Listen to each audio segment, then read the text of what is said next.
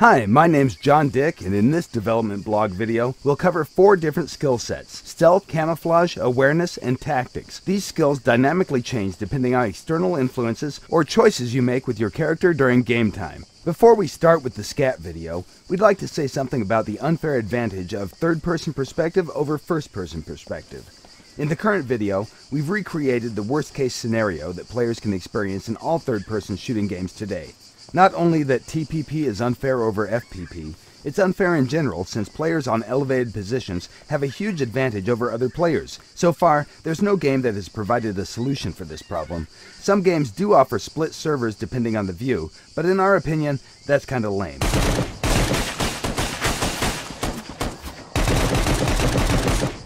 So, what exactly did we do to make things better? In SCUM, everything you experience is a projection of what your character experiences in the game. No matter which view you prefer, you will not be able to see things if your character doesn't see them or feel them. This means if you want to see behind the wall, you'll have to take a peek and risk compromising your position. The moment you take a look, your character's awareness will kick in. What will be shown to you on the screen is a result of complex equations that involve your character's awareness and tactics skill versus the enemy's stealth and camouflage skills. The red outlines representing that tactics skill have been activated also. Notice that it works for both first-person and third-person perspective. Once tactics time expires, you'll lose information about the enemy's position. The only way to get it again is to take another look. Okay, let's cover the tactics skill first. Tactics is linked with the intelligence attribute and represents the ability to predict trajectories of objects in 3D space. Imagine you're looking through the window and notice a car slowing down at the crossroad with a left turn signal turned on. Even if you stop looking at that car, you'll have a rough idea about its trajectory. In the video, the character on the right has advanced level in tactics and is able to track its target much longer than the character on the left. Remember, tactics will not work if your target is in peripheral vision. It works only for central vision. Here you can see 3 players with 2 different awareness skill levels. While the first and third one are observing the surroundings more casually, the soldier in the middle has activated focus mode by holding down the right mouse button. The enemy soldier with the activated camouflage is sneaking directly towards them. The first character is what we call a trained observer. He has advanced awareness skill level and will notice the enemy almost immediately once he leaves the cover. The middle one with activated focus mode will notice the enemy a bit later. By being focused, your character is paying more attention, and that will give you a bonus to awareness's hotspot radius. The third soldier is the last to notice the enemy. As you train your characters to observe, hotspot radius will increase. Awareness skill will determine what is rendered and what isn't. And even if things are rendered, that doesn't mean that it will be easy to notice them. Well-camouflaged snipers can totally blend in with surroundings and become almost invisible. So, if focus mode is so great with the bonus multiplier, why shouldn't you use it all the time? The character on the right is using focus mode to observe the surroundings while jogging through the level. His stamina is dropping slightly faster than the stamina of the character on the left. The influence of the focus mode is really small, but still, if you combine all the other factors that impact your character's performance, it may be crucial in life and death situations. Awareness is defined by 2 factors: hotspot radius and fall-off radius. If the camouflaged objects are farther away and out of fall-off radius, your character will not be able to see them, unless he has some sort of magnification, for example, a sniper rifle. All magnifying devices automatically add bonuses to hotspot and fall-off, making it easier for you to notice things at higher distances. Looking through the scope also automatically activates the focus mode. Awareness is not only useful in combat situations, it also provides you with benefits when you're searching for useful items like food or gear. If you use focus mode, awareness will highlight the items within your spot radius. This will help you to see them from a distance, which is especially useful for smaller items. Characters with low awareness skill will have to come closer to detect the same items. During the nighttime, awareness spot radius is significantly reduced. Unless you find some kind of night vision device, you'll not be able to detect things with the same efficiency as during the day. A higher level of awareness will give you some additional benefits, such as the ability to detect imminent dangers. It won't work 100% of the time, but when you get notified, be sure to react swiftly, or you may lose your life.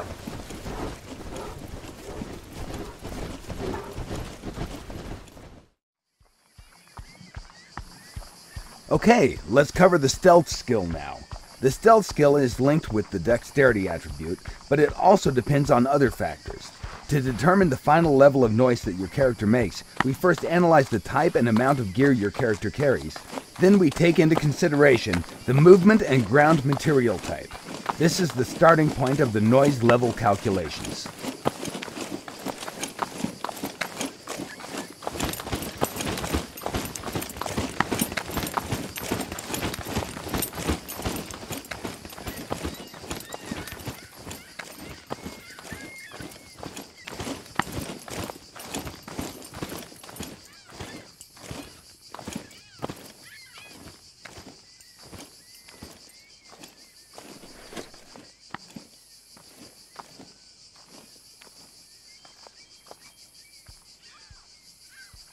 The next step is to factor in the overall weight of the character. Again, this system is fully dynamic, and it's linked directly with the character's metabolism. All things that influence body mass are taken into consideration, like fluid or food intake, for example.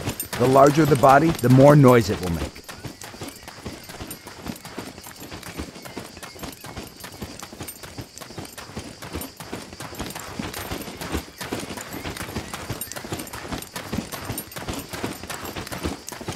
Finally, the last thing taken into consideration is actual stealth skill level. The higher the skill, the better you silence the noise that your character makes.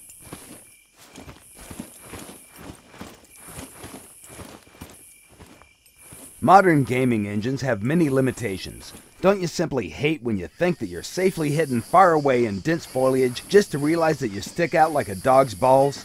In SCUM, our methods allow players to be equally competitive regardless of the graphical settings they use to play the game. The guy at camp is preparing some delicious beans. Let's call him Donald.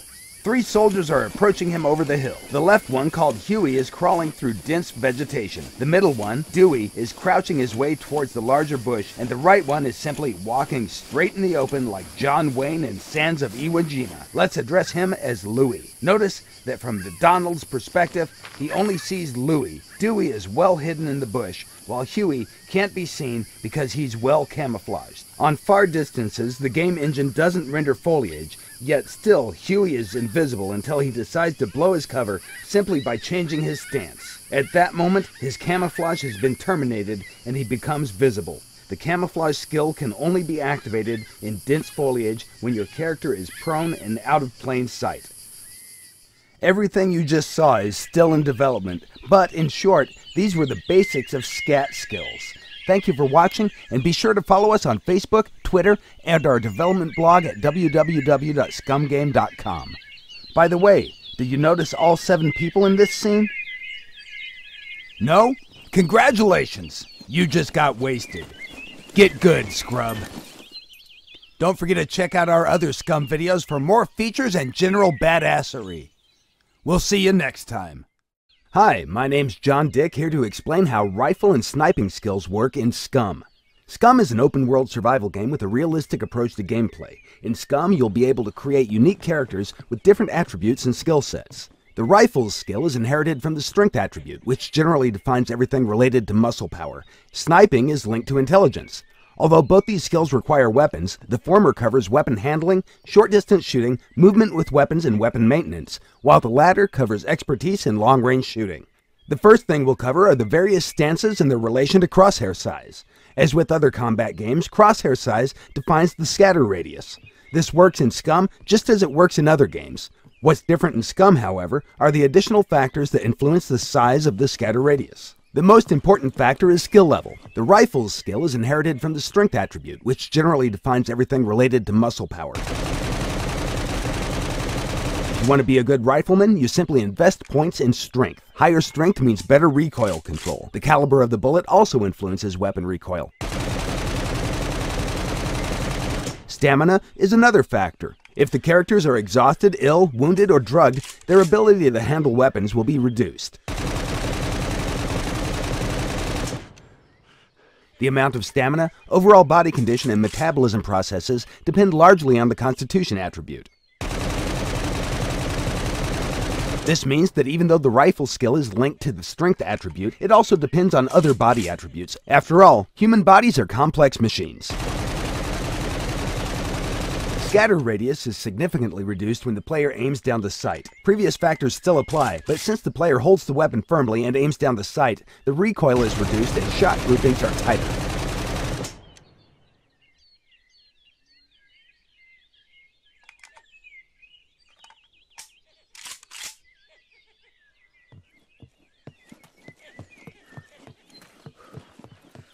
When aiming down the sight, you may hold your breath, which is extremely useful in single fire mode.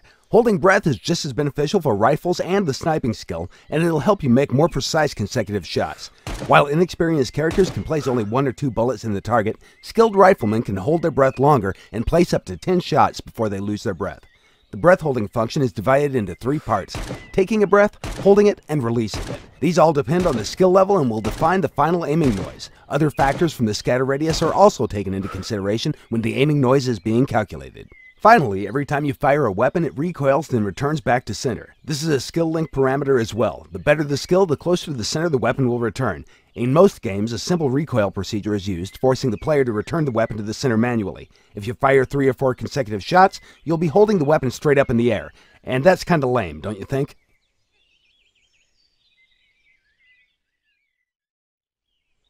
In the current scene, you can see 2 different characters with different stats. The character on the left is a slim person with below average strength attribute and maximum dexterity. The character on the right is suffering from accumulated fatigue and disease. Because of this, his strength attribute has been temporarily reduced. His rifle skill has been influenced by a strength drop and thus has been reduced from advanced to basic. This is actually a representation of how metabolism and external factors influence your character in the game. Now let's see what happens when these 2 guys meet. Nice! Now let's talk about the sniping skill. The sniping skill is weighted with the intelligence attribute, and you need a weapon and a scope for sniping. To mount a scope on the weapon, you'll first have to mount a rail. Also, you can mount numerous different scopes on a weapon with an attached rail. The first time you mount the scope, you'll have to calibrate it. The rifle scope calibration is called zeroing. At the moment, SCUM supports a simple zeroing procedure, but we can make it fully realistic if this is what you desire. To zero your weapon, find a target at a certain distance, for example, a target set 100 meters away. Set your zero value to 100 meters and fire 1 round at the very center of the target. Check where the shot went and adjust the windage factor. Repeat the process until you get your shots perfectly centered. 1 windage click equals 1 millidot marker. In case you drop your weapon or it gets damaged, you'll probably have to repeat its zeroing. For the bullet trajectory, we use G1 ballistic formulas. In SCUM, the bullet's trajectory is influenced by caliber, ballistic coefficient, wind, temperature, humidity, air pressure, altitude, and, of course, gravity. Most of these values are on the left. Once you find your target, first you need to estimate all the mentioned parameters. By quickly pressing the control key, your character will start to calculate everything. This calculation will take a long time for an inexperienced character and will not provide you with precise results. We refer to this action as ranging a target. Once you determine the range, you can adjust zero value or aim at a specific chevron marker. The current scope is factory adjusted for SVD, but it can be used for all other weapons as well. However, chevrons will only work for SVD since they have been calibrated for SVD's standard ammunition. The SVD scope has a built-in rangefinder that enables you to quickly estimate a target's distance too. When you develop more skill, you'll be able to range targets faster and with more precision, which is crucial if you need to kill your target quickly. A skillful sniper will be able to engage more targets at different distances than an inexperienced one. Furthermore, the skill also defines how far the sniper can range targets. As you gather experience points, your character's sniping skill grows, and in time, your target ranging distances will improve. It's understandable that there's no such thing as an innate ability to determine the exact ranging values. The currently shown values are for testing purposes only. We can replace them with descriptions like low, medium, or high humidity, for example, or leave them as they are depending on what the community wants. In the future, temperature, humidity, and pressure will be linked to a survival skill and shown accordingly depending on the skill level. In the current example, the sniper engages multiple moving targets. The first 2 targets move at a walking pace, the second 2 move at a jogging speed, and the last one, set 1,000 meters away, moves at an average running speed. Please do notice that the sniper isn't even trying to hold his breath for the first few shots. As it's difficult to range moving targets set more than 600 meters away, It's smart to aim at the bottom of the target or to use a static object near the target to get the reading. A skillful sniper will be able to use mill dots to hit targets moving at different distances. For the really distant targets, the player can use the windage knob adjustment to set up the aiming at a specific mill dot. Take your time, breathe, you got this.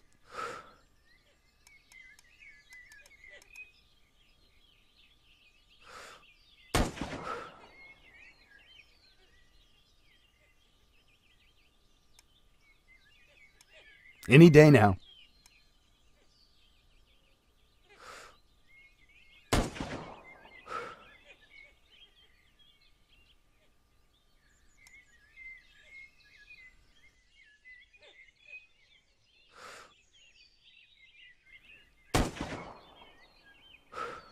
Nice shot.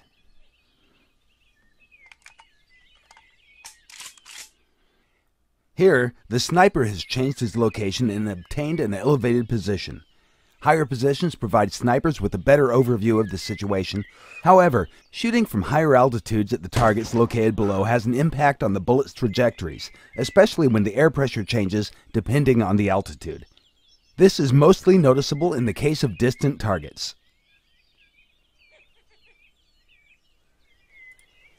Now let's see what happens when the weather changes. The wind is a powerful force that can change the bullet trajectory easily. Even with targets set 100 meters away, a strong side wind can shift the bullet sideways by 10 to 20 centimeters. If you're not good at locating the north in order to determine the wind direction, then check for obvious signs. Check how the trees are moving, where the leaves are being blown away to, or which direction the rain is falling if it's raining. To shoot targets in strong wind, you'll have to learn how to use the windage knob. A skillful sniper can hit a target with one of the first 3 bullets.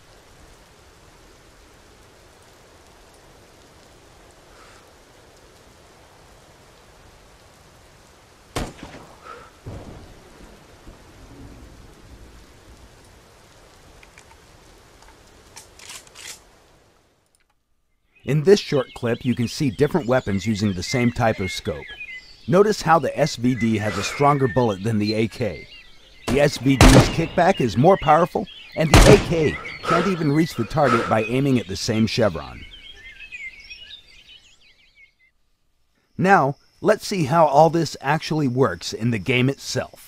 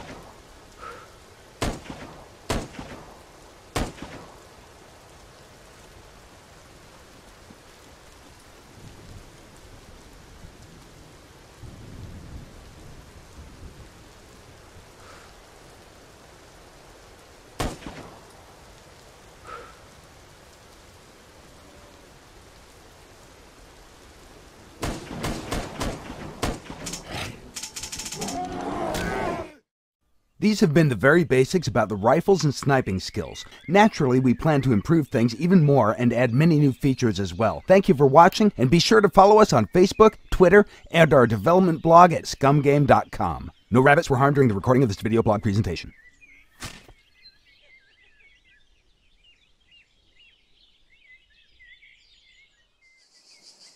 Hi, my name's John Dick, and I'm here to explain to you how unarmed combat works in SCUM.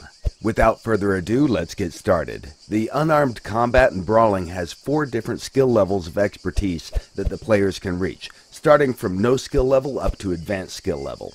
However, the character's skill is just one of many things that are taken into consideration when combat begins. The other important factors are the player's ability to control his character during the combat and the physical condition of his character. Now that you know the basics, let's take a look at how the combat system works in other modern survival games. For this, we created a simulation of the type of unarmed combat that you can find in practically every survival game available on Steam. From what you can see here, the character is constrained at the hip, but you can tilt their upper body and throw random punches toward your opponent. The camera is locked behind the character. It doesn't provide the player with a good overview of the situation, and most of the time it's really hard to tell where the punch will land. Obviously, this is a very basic implementation, and we could have done it the same in SCUM, but we wanted to make something different. So, what exactly did we do in SCUM to make things better? First, we wanted to find out the best way to fit martial arts in SCUM's gameplay mechanics, and we quickly realized that the angle of the camera has to be changed. The free camera view not only provides players with a better overview of the situation, it also helps when you have to engage multiple opponents at the same time. The game also provides a first-person perspective camera for the combat mode, and everything works well there too. Once you enter combat, you'll be able to perform different moves and attacks. For example, you could try to circle around your opponent and control the fight from a distance. During the combat, you can defend yourself or attack. From defensive moves, you can use block or dodge, and from the attacks, you can choose kicks, punches, and combo moves. A dodge is used when you want to outmaneuver your opponent and then strike back in a counterattack with a different combination of punches and kicks. With the left mouse button, you can perform punches. With the right mouse button, you can do kicks. Combos are performed by pressing a combination of keys, followed by left or right mouse button, depending on whether you want a punching or kicking combo. The skill level of your character will define types of moves your character will use during the combat. So, for example, he might do a simple jab or a cross. Or, if he's more skillful, then he can step in, close the distance, and use a more powerful punch. Combos are special attack combinations that inflict more damage than a normal punch or kick, but they also drain stamina at a faster rate. The best way to use a combo is against a dodge or a block, and if you perform the combo successfully, you'll increase the chance for a knockout. Along with the skill level, the character's attributes will also influence the outcome of the fight. Strength, constitution, and dexterity are attributes that the player chooses during the character creation process. But once the game starts, these parameters will gradually change depending on the character's diet, metabolism level, actions players take, and overall health status of the character. That will, of course, be reflected on the character's speed, endurance, and strength during the battle. With proper diet and workout, it's possible to boost all these attributes to their maximum values.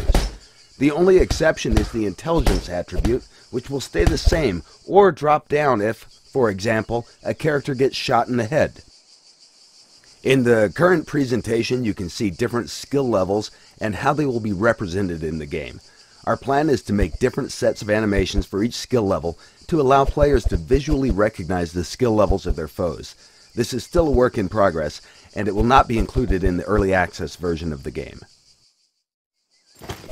Everything that your character carries in the game will have an impact on how you will perform in the combat.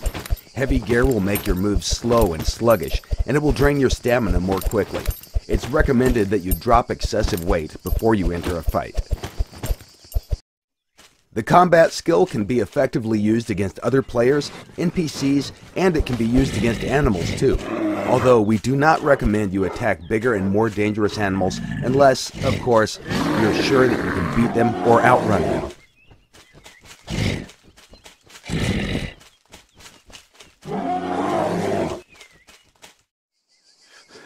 In short, these were the basics about SCUM unarmed combat skill, and everything you saw is still a work in progress. We aim for further optimization of the combat process to make it more fluid and enjoyable. Future plans are to replace mocaps with more realistic animations, to make hit reactions for blocks, and, because our system is modular, once everything is set up, we plan to include other martial arts as additional combat skills that players will be able to choose. We hope you have enjoyed this presentation, and if you want to find out more about SCUM, be sure to follow us on Facebook, Twitter, or our dev blog on scumgame.com.